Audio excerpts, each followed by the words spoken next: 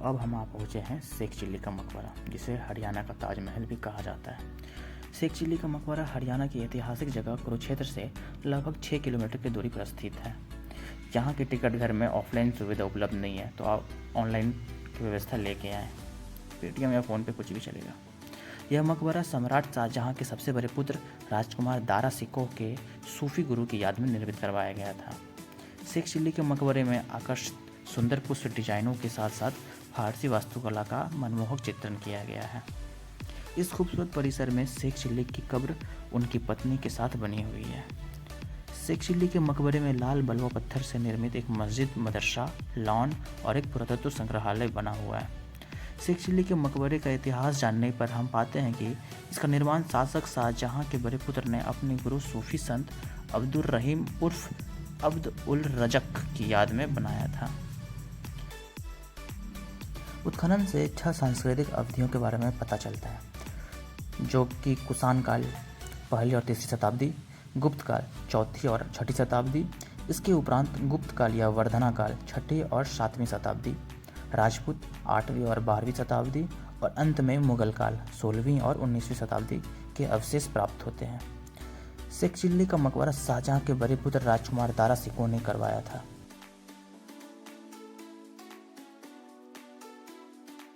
Sheikh chilli एक कदरा सूफी संत था। Sheikh chilli को सूफी संत अब्दुल रहीम उर्फ अब्द उल रजक नाम से जाना जाता था और शेख चिल्ली नाम उनकी लोकप्रियता कुछ ज़्यादा ही थी।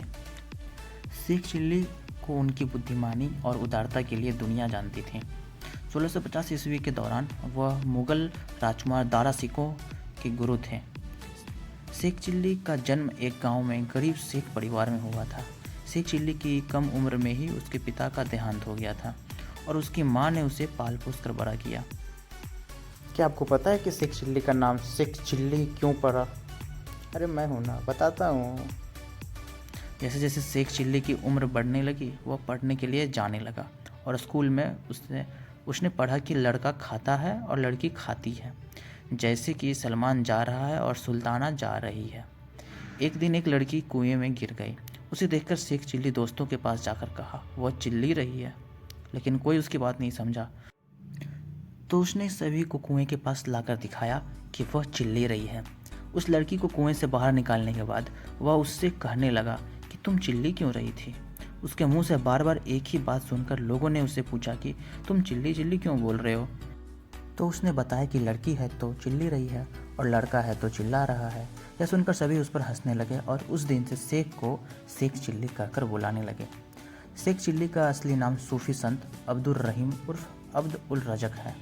शेख चिल्ली का मकबरा पर्यटकों के लिए सुबह 10 बजे से शाम के 5 बजे तक खुला रहता है।